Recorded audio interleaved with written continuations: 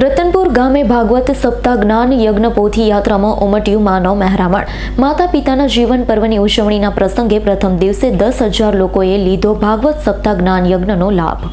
આજના આધુનિક યુગમાં અનેકવાર એવા કિસ્સા સામે આવ્યા છે જેમાં દીકરીઓ પોતાના મા બાપને વૃદ્ધાશ્રમમાં મૂકીને જતા રહે છે. અનેક માતા પિતા એવા છે કે જેમણે દીકરીઓ માટે આખી જિંદગી મહેનત મજૂરી કરી મોટા કર્યા હોય. કોઈને વ્યવસાય લગાવ્યા છે તો કોઈને નોકરીએ લગાડ્યા છે, પરંતુ એ જ દીકરાઓ માટે માતા પિતા બોજ બની ગયા હોય. તેમને 2 ટકનો રોટલો અને ઓટલો આપવા માટે પણ દીકરાઓ પાસે આજીજી કરવી પડતી હોય છે. તેવા કિસ્સામાં સમાજમાં સામે આવી રહ્યા છે. તેવા સમયે પાલનપુરના રતનપુર ગામે ભટોડ પરિવારના 2 પુત્રોએ પોતાના માતા પિતાનું શ્રીમદ ભાગવત સપ્તાહ જ્ઞાન યજ્ઞ યોજી જીવન પર્વની ઉજવણી કરી સમાજને, જીવનને અને આજના યુવાનોને એક અનોખો સંદેશો પાઠવ્યો છે.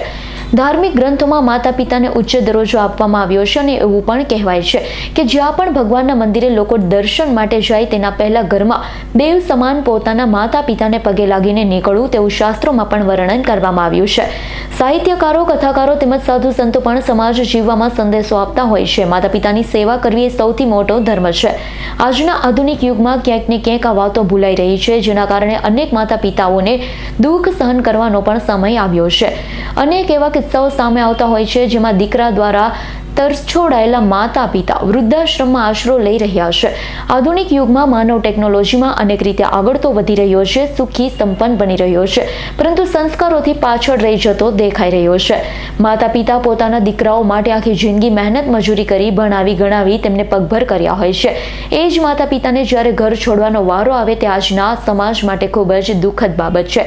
પાલનપુરના રતનપુર ગામે ભટોડ પરિવારના 2 પુત્રો દ્વારા પોતાના માતા પિતાના જીવન પર્વને લઈ મોટી સંખ્યામાં લોકો પ્રેરણા લઈ શકે અને માતા પિતાની સેવા માટે દરેક યુવાનોમાં ભાવ જાગે, માતા પિતાનું સન્માન વધે તે માટે ભાગવત સપ્તાહ જ્ઞાન યજ્ઞ દ્વારા જીવન પર્વનું આયોજન કરવામાં આવ્યું.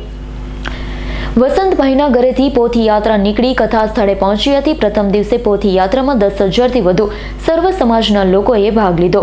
આ પ્રસંગે લોકોએ કહ્યું છે, હાલના આધુનિક સમયમાં જ્યારે દીકરાઓ પોતાના માતા પિતાની સેવા કરવા માટે પાછી પાની કરતા હોય છે, માતા પિતાને તરછોડી દેતા હોય છે, મજબૂર માતા પિતા વૃદ્ધાશ્રમમાં રહેવા મજબૂર બને છે. આવા સમયે રતનપુર ગામે આ ભટોડ પરિવાર દ્વારા પોતાના માતા પિતાનું જે જીવન પર્વ ઉજવી રહ્યા છે, આજના અનેક યુવાનો માટે પ્રેરણારૂપ બન્યું છે. સાક્ષી બનવા માટે અમે પણ આજે જ આ જ્ઞાન યજ્ઞમાં જોડાયા હતા, જે જાણીને તેમને ખુશી થાય છે. આ પ્રસંગે અનેક સાધુ સંતો, રાજ્યસભા સાંસદ બાબુભાઈ દેસાઈ, પૂર્વ કેન્દ્રીય મંત્રી હરિભાઈ ચૌધરી, વીરજીભાઈ જુડાલ સહિત અનેક આગેવાન, યુવાનો, બહેનો મોટી સંખ્યામાં હાજર રહ્યા હતા.